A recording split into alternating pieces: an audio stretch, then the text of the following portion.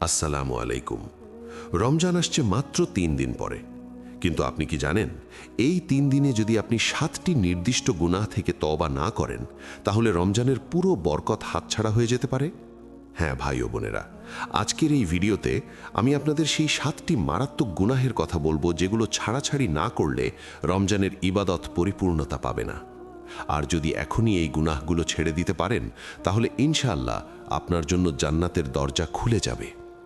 ভাই ও বোনেরা, রমজান শুধু রোজা রাখার মাস নয়, এটি আত্মশুদ্ধির মাস, নিজেকে পরিবর্তন করার মাস, পাপ থেকে ফিরে আসার মাস। আল্লাহ তাআলা আমাদের জন্য রমজানকে একটি বিশেষ সুযোগ হিসেবে পাঠিয়েছেন। এই মাসে জান্নাতের দরজা খুলে দেওয়া হয়, জাহান্নামের দরজা বন্ধ করে দেওয়া হয় এবং শয়তানকে শৃঙ্খলাবদ্ধ করা হয়। কিন্তু প্রশ্ন হলো, আমরা কি প্রস্তুত? আমাদের অন্তর কি পরিষ্কার, নাকি আমরা এখনও সেই পুরনো গুনাহের বোঝা নিয়ে ঘুরছি? বাস্তবতা হলো, অনেক মুসলিম ভাইবোন রমজানে প্রবেশ করেন কিন্তু তাদের অন্তর পরিষ্কার থাকে না, ফলে ইবাদতে পূর্ণ স্বাদ পান না। রোজা রাখেন কিন্তু মন ভরে না, তারাবি পড়েন কিন্তু শান্তি আসে না। কারণ কি? কারণ হলো গুনাহের দাগ এখনও রয়ে গেছে। আর তাই আজকের এই ভিডিওতে আমি আপনাদের সেই ৭টি গুনাহ সম্পর্কে বলবো যেগুলো রমজানের আগে অবশ্যই ছাড়তে হবে। যারা এখনও চ্যানেলটি সাবস্ক্রাইব করেননি, সাবস্ক্রাইব করে সাথে থাকুন। এখানে নিয়মিত ইসলামিক রিমাইন্ডার শেয়ার করা হয়। তো চলুন শুরু করা যাক। প্রথম গুনাহ, গীবত বা পরনিন্দা। ভাই ও বোনেরা, গীবত বা পরনিন্দা এমন একটি গুনাহ যা আমাদের সমাজে খুবই সাধারণ হয়ে গেছে। আমরা অনেক সময় বুঝতেই পারি না যে আমরা গীবত করছি। কারোর পিছনে তার এমন কোনো কথা বলা যা সে শুনলে কষ্ট পাবে, এটাই হলো গীবত। আল্লাহ তাআলা পবিত্র কুরআনে বলেছেন, তোমরা একে অপরের গীবত করো না। তোমাদের কেউ কি তার মৃত ভাইয়ের গোশত খেতে পছন্দ করবে? সূরা হুজুরাত আয়াত ১২। ভাবুন তো, আল্লাহ গীবতকে মৃত ভাইয়ের গোশত খাওয়ার সাথে তুলনা করেছেন। কতটা জঘন্য এই পাপ! রাসূলুল্লাহ সাল্লাল্লাহু আলাইহি ওয়াসাল্লাম বলেছেন, মেরাজের রাতে আমি এমন কিছু মানুষ দেখেছি যাদের তামার নখ ছিল এবং তারা নিজেদের মুখ ও বুক নখ দিয়ে আঁচড়াচ্ছিল। আমি জিবরাইল আলাইহিস সালামকে জিজ্ঞেস করলাম, এরা কারা? তিনি বললেন, এরা ওই সব লোক যারা মানুষের গীবত করত এবং তাদের সম্মান হানি করত। আবু দাউদ। এখন প্রশ্ন হলো, আমরা কি গীবত করি? আমরা বসে বসে আড্ডা দিই, কথা বলি, হঠাৎ কারো নাম আসে, তারপর শুরু হয়, আরে সে তো এরকম ওরকম, তার চরিত্র তো এমন। এই যে আমরা করছি, এটাই গীবত। আর এই গীবত যদি আমরা রমজানের আগে ছেড়ে না দিই তাহলে রমজানের রোজা পূর্ণ হবে না। রাসূলুল্লাহ সাল্লাল্লাহু আলাইহি ওয়াসাল্লাম বলেছেন, অনেক রোজাদার এমন আছে যার রোজা থেকে শুধু ক্ষুধা ও তৃষ্ণা ছাড়া আর কিছুই পাওয়া যায় না। ইবনে মাজা। কেন? কারণ সে মুখ দিয়ে গীবত করেছে, মানুষের সম্মান হানি করেছে। তাই আজই সিদ্ধান্ত নিন, গীবত ছাড়বেন। যাদের গীবত করেছেন তাদের কাছে ক্ষমা চাইবেন। যদি সম্ভব না হয় তাহলে আল্লাহর কাছে তওবা করবেন এবং তাদের জন্য দোয়া করবেন। দ্বিতীয় গুনাহ, মিথ্যা বলা। ভাই ও বোনেরা, মিথ্যা বলা শয়তানের অন্যতম প্রিয় হাতিয়ার। মিথ্যার মাধ্যমেই শয়তান মানুষকে পথভ্রষ্ট করে। আল্লাহ তাআলা পবিত্র কুরআনে বলেছেন, নিশ্চয়ই আল্লাহ মিথ্যাবাদীদের পথ দেখান না। সূরা আল মুমিন আয়াত ২৮। রাসূলুল্লাহ সাল্লাল্লাহু আলাইহি ওয়াসাল্লাম বলেছেন, মিথ্যা থেকে দূরে থাকো, কেননা মিথ্যা পাপের দিকে নিয়ে যায়, আর পাপ জাহান্নামের দিকে নিয়ে যায়। আর মানুষ মিথ্যা বলতে বলতে আল্লাহর কাছে মিথ্যাবাদী হিসেবে লেখা হয়। বুখারী ও মুসলিম। আমরা কত সহজে মিথ্যা বলি, ছোট্ট একটা কথা, ছোট্ট একটা সুবিধার জন্য। অফিসে, বাসায়, বন্ধুদের সাথে, এমনকি পরিবারের সাথেও। আজ একটু দেরি হবে, ট্রাফিক জ্যামে আটকে আছি, অথচ এইমাত্র বাসা থেকে বের হয়েছেন। আমি তোমার কল পাইনি, অথচ দেখেছেন কিন্তু ধরতে চাননি। এগুলো কি মিথ্যা নয়? ভাই ও বোনেরা, মিথ্যার কোনো রং নেই। ছোট মিথ্যা বা বড় মিথ্যা বলে কিছু নেই। মিথ্যা মানেই মিথ্যা, এবং মিথ্যা মানুষের ঈমানকে দুর্বল করে দেয়, অন্তরকে কালো করে দেয়। আর অন্তর যদি কালো থাকে তাহলে রমজানের ইবাদত কিভাবে কবুল হবে? তাই আজ সিদ্ধান্ত নিন, আর কোনো মিথ্যা নয়, সত্য বলবেন, যত কঠিনই হোক। রাসূলুল্লাহ সাল্লাল্লাহু আলাইহি ওয়াসাল্লাম বলেছেন, সত্যবাদিতার উপর থাকো, কেননা সত্য ভালো কাজের দিকে নিয়ে যায়, আর ভালো কাজ জান্নাতের দিকে নিয়ে যায়। বুখারী ও মুসলিম। তৃতীয় গুনাহ, পর্দাহীনতা ও বেহায়াপনা। এটি একটি অত্যন্ত গুরুত্বপূর্ণ এবং সংবেদনশীল বিষয়। আজকের যুগে পর্দা এবং লজ্জাশীলতা যেন হারিয়ে যাচ্ছে। আল্লাহ তাআলা পবিত্র কুরআনে বলেছেন, হে নবী, আপনি আপনার স্ত্রীদের, কন্যাদের এবং মুমিন নারীদের বলুন তারা যেন তাদের চাদরের কিছু অংশ নিজেদের উপর টেনে দেয়। এতে তাদের চেনা সহজ হবে এবং তারা উত্তেক্ত হবে না। সূরা আল আহজাব আয়াত 59। এবং রাসূলুল্লাহ সাল্লাল্লাহু আলাইহি ওয়াসাল্লাম বলেছেন, লজ্জা ঈমানের একটি অংশ। বুখারী ও মুসলিম। কিন্তু আজকে আমরা কি দেখছি? সোশ্যাল মিডিয়ায় নিজের ছবি পোস্ট করা হচ্ছে, অপ্রয়োজনীয় সাজসজ্জা করে বাইরে বের হওয়া হচ্ছে। এমনকি অনেক মুসলিম ভাই বোন এমন পোশাক পরছেন যা ইসলামিক শরীয়তের সাথে সাংঘর্ষিক। ভাই ও বোনেরা, মনে রাখবেন, আপনার শরীর আপনার আমানত, এটি আল্লাহর দেওয়া, আর এই আমানতের হেফাজত করা আপনার দায়িত্ব। রাসূলুল্লাহ সাল্লাল্লাহু আলাইহি ওয়াসাল্লাম বলেছেন, দুই প্রকার জাহান্নামী যাদের আমি এখনও দেখিনি। একদল মানুষ যাদের সাথে গরুর লেজের মতো চাবুক থাকবে, যা দিয়ে তারা মানুষকে প্রহার করবে। আর একদল নারী যারা পোশাক পরেও উলঙ্গ, অন্যদের আকৃষ্ট করে এবং নিজেরাও আকৃষ্ট হয়। মুসলিম। এখন প্রশ্ন হলো, আমরা কি এই গুনাহ করছি? যদি করে থাকি তাহলে রমজানের আগে এখনই তওবা করুন। নিজের পোশাক, আচরণ, সোশ্যাল মিডিয়ার ব্যবহার সব কিছু পরীক্ষা করুন। আল্লাহ তাআলা লজ্জাশীলদের ভালোবাসেন, আর যারা লজ্জাশীল তাদের জন্য জান্নাতের দরজা খোলা। চতুর্থ গুনাহ, হারাম খাওয়া ও অবৈধ উপার্জন। ভাই ও বোনেরা, এটি একটি অত্যন্ত মারাত্মক গুনাহ, কারণ হারাম খাওয়া এবং অবৈধ উপার্জন ইবাদত কবুল হওয়ার ক্ষেত্রে বড় বাধা। রাসূলুল্লাহ সাল্লাল্লাহু আলাইহি ওয়াসাল্লাম বলেছেন, যে ব্যক্তি হারাম খাবার খায় তার 40 দিন পর্যন্ত নামাজ কবুল হয় না। তিরমিজি। এবং আরেকটি হাদিসে রাসূলুল্লাহ সাল্লাল্লাহু আলাইহি ওয়াসাল্লাম বলেছেন, এক ব্যক্তি দীর্ঘ সফরে আছে, তার মাথার চুল এলোমেলো, শরীর ধুলো মখা। সে আকাশের দিকে হাত তুলে বলছে, হে আমার রব, হে আমার রব, অথচ তার খাবার হারাম, তার পোশাক হারাম, তার বৃদ্ধি হারাম দ্বারা। তাহলে তার দোয়া কিভাবে কবুল হবে? মুসলিম। ভাবুন তো, হারাম খেলে দোয়াও কবুল হয় না, নামাজও কবুল হয় না, তাহলে রমজানের রোজা কিভাবে কবুল হবে? এখন প্রশ্ন হলো, হারাম উপার্জন কি? ঘুষ নেওয়া, সুদ খাওয়া, মানুষের হক মেরে দেওয়া, মিথ্যা বলে ব্যবসা করা, ওজনে কম দেওয়া, ধোঁকা দেওয়া, এগুলো সবই হারাম উপার্জনের অন্তর্ভুক্ত। আল্লাহ তাআলা পবিত্র কুরআনে বলেছেন, হে ঈমানদারগণ, তোমরা হালাল ও পবিত্র জিনিস খাও যা আমি তোমাদের দিয়েছি। সূরা আল বাকারা আয়াত 172। ভাই ও বোনেরা, রমজান আসার আগে নিজের উপার্জন পরীক্ষা করুন। যদি কোনো হারাম উপার্জন থাকে তাহলে তা থেকে বেরিয়ে আসুন। হ্যাঁ, কষ্ট হতে পারে, চাকরি ছাড়তে হতে পারে, ব্যবসায় লোকসান হতে পারে, কিন্তু মনে রাখবেন, আল্লাহর সন্তুষ্টির চেয়ে বড় কিছু নেই। আর যখন আপনি হালাল পথে চলবেন, তখন আল্লাহ নিজেই আপনার রিজিকের ব্যবস্থা করবেন, ইনশাআল্লাহ। পঞ্চম গুনাহ, নামাজে অবহেলা করা। ভাই ও বোনেরা, নামাজ ইসলামের দ্বিতীয় স্তম্ভ এবং এটি এমন একটি ইবাদত যা প্রতিদিন 5 বার ফরজ। আল্লাহ তাআলা পবিত্র কুরআনে বলেছেন, যারা নামাজে অবহেলা করে তাদের দুর্ভোগ। সূরা আল মাউন আয়াত 4 থেকে 5। রাসূলুল্লাহ সাল্লাল্লাহু আলাইহি ওয়াসাল্লাম বলেছেন, কাফের এবং মুমিনের মধ্যে পার্থক্য হলো নামাজ। যে নামাজ ছেড়ে দিল সে কুফরি করল। মুসলিম। কতটা ভয়ানক কথা! নামাজ না পড়লে কুফরি। কিন্তু আজকে আমরা কি করছি? ফজরের নামাজ ছেড়ে দিচ্ছি, ঘুমিয়ে থাকছি, জোহর আসর একসাথে কাজা পড়ছি, মাগরিব এশা মিলিয়ে পড়ছি। এটা কি সঠিক? ভাই ও বোনেরা, নামাজ হলো আল্লাহর সাথে আমাদের সংযোগ। এটা হলো আমাদের আত্মিক খাবার। আর এই খাবার যদি আমরা সময় মতো না খাই, তাহলে আমাদের আত্মা দুর্বল হয়ে যাবে। রমজান আসার আগে নিজেকে প্রশ্ন করুন, আমি কি নিয়মিত 5 ওয়াক্ত নামাজ পড়ছি? সময় মতো পড়ছি? জামাতে পড়ছি? যদি উত্তর না হয়, তাহলে আজই সিদ্ধান্ত নিন, আর নয়, এখন থেকে প্রতিটি নামাজ সময় মতো পড়ব।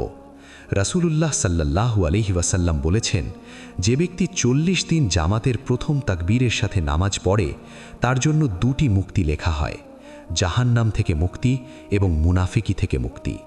তাই এই রমজানকে একটি সুযোগ হিসেবে নিন, নামাজের প্রতি নিয়মিত হয়ে যান এবং দেখবেন আপনার জীবন কিভাবে বদলে যায়।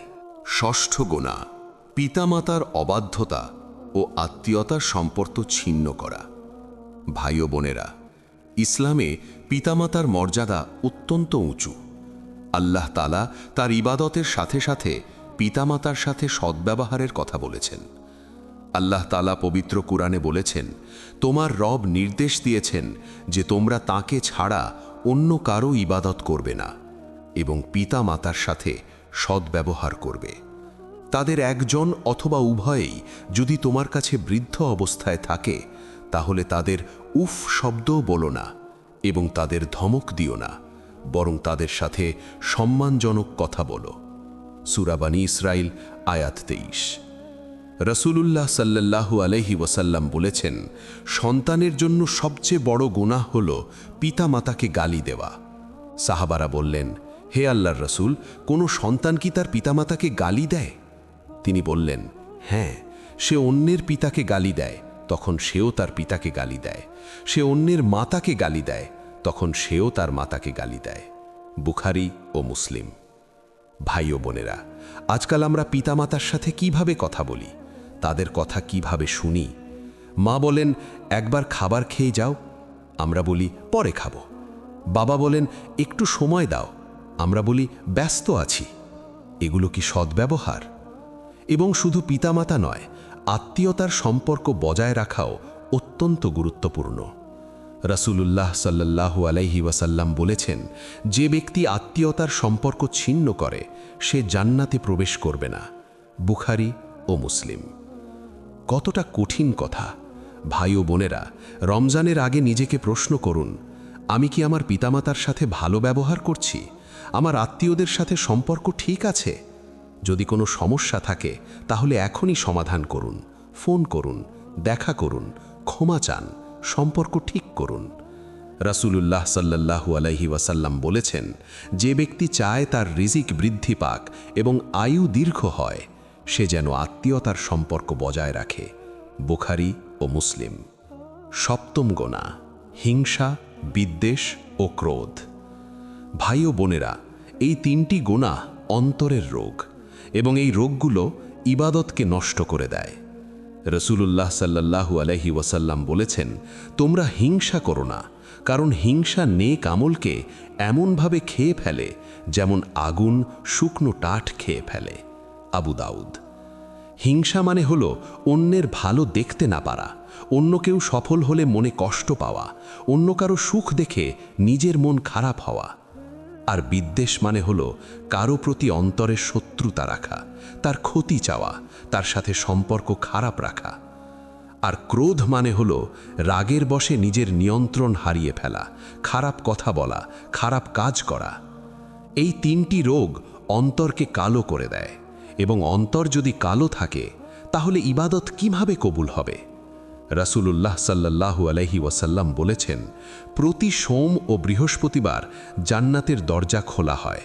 তখন প্রতিটি বান্দা যে আল্লাহর সাথে শরিক করে না তাকে ক্ষমা করে দেওয়া হয়।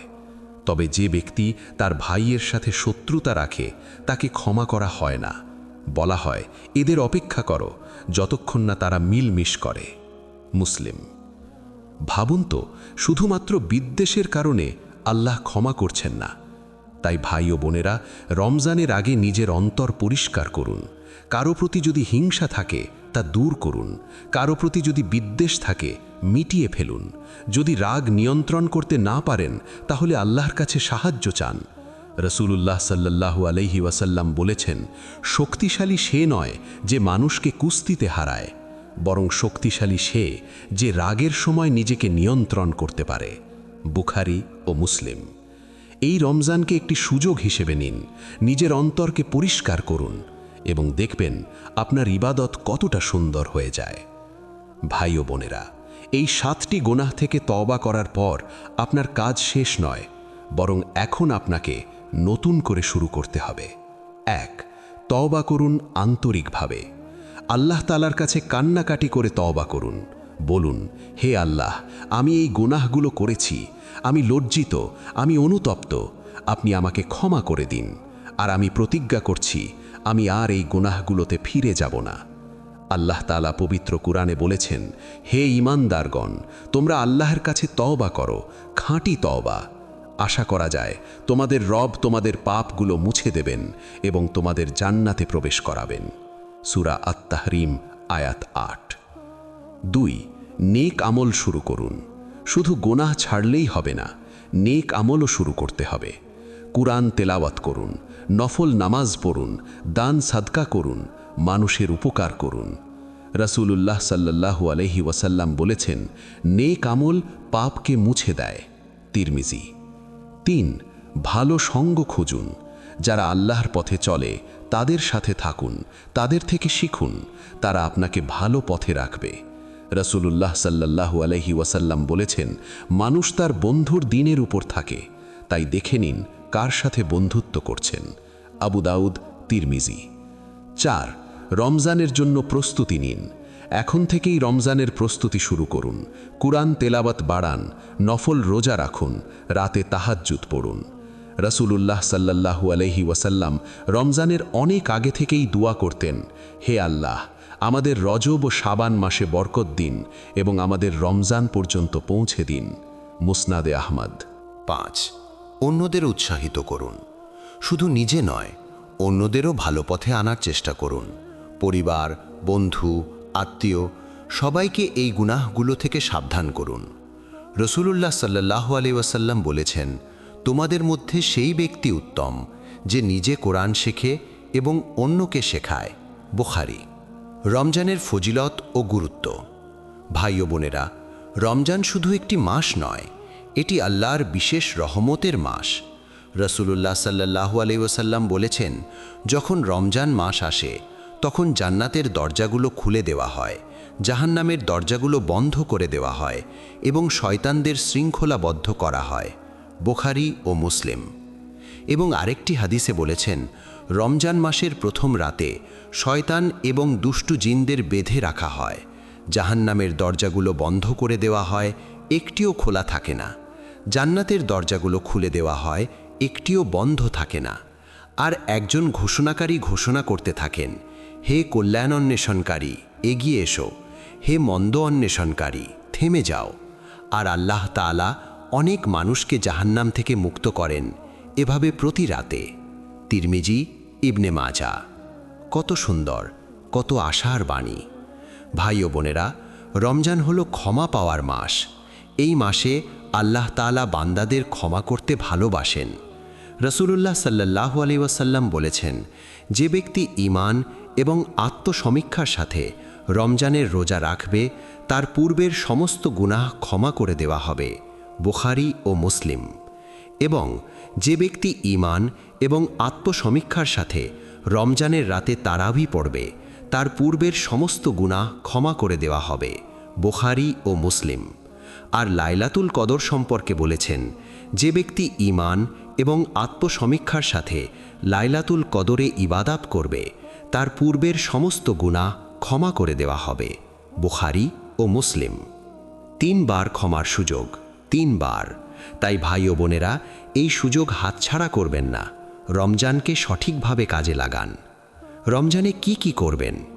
ভাই ও বোনেরা, এবার আসুন জেনে নিই রমজানে আমরা কি কি করব।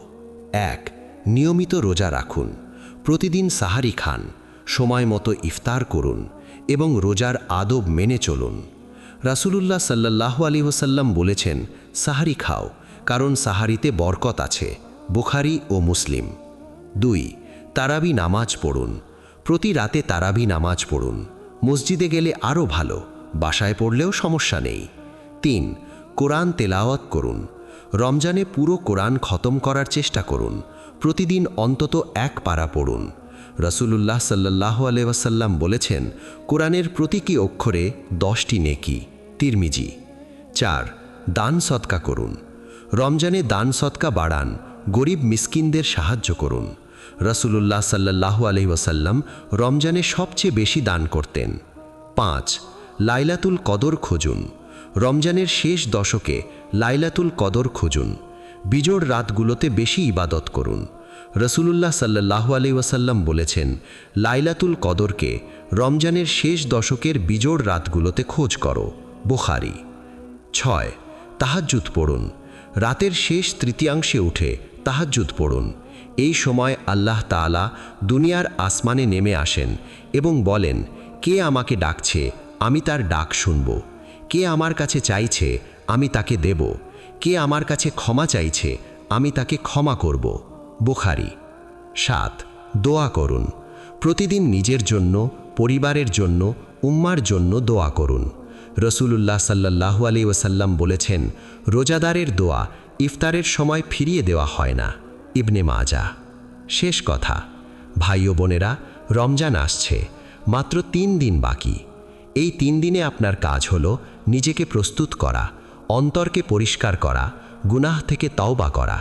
এই 7টি গুনাহ, গীবত, মিথ্যা, পর্দাহীনতা, হারাম খাওয়া, নামাজে অবহেলা, পিতামাতার অবাধ্যতা এবং হিংসা বিদ্বেষ, এগুলো ছেড়ে দিন। এবং যখন আপনি এই গুনাহগুলো ছেড়ে দেবেন, তখন দেখবেন আপনার অন্তর কতটা হালকা হয়ে গেছে, আপনার ইবাদতে কতটা স্বাদ এসেছে, আপনার জীবনে কতটা বরকত এসেছে। আল্লাহ তাআলা আমাদের সবাইকে এই 7টি গুনাহ থেকে বেঁচে থাকার তৌফিক দান করুন, আমাদের তওবা কবুল করুন এবং আমাদের রমজানকে কবুল করুন। ভাই ও বোনেরা, আজকের এই আলোচনা থেকে আমরা কি শিখলাম? আমরা শিখলাম যে ইবাদত শুধু বাহ্যিক নয়, ইবাদত অন্তরের বিষয়ও। আমরা রোজা রাখতে পারি, নামাজ পড়তে পারি, কোরআন তিলাওয়াত করতে পারি, কিন্তু যদি আমাদের অন্তর পরিষ্কার না থাকে, যদি আমরা গোনাহ থেকে ফিরে না আসি, তাহলে এই ইবাদতগুলোর পূর্ণ মূল্য আমরা পাব না।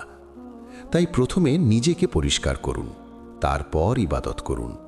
এবং মনে রাখবেন, আল্লাহ তাআলা ক্ষমাশীল। যত বড় গুনাহই হোক না কেন, যদি আপনি সত্যিকারের তওবা করেন, আল্লাহ ক্ষমা করবেন।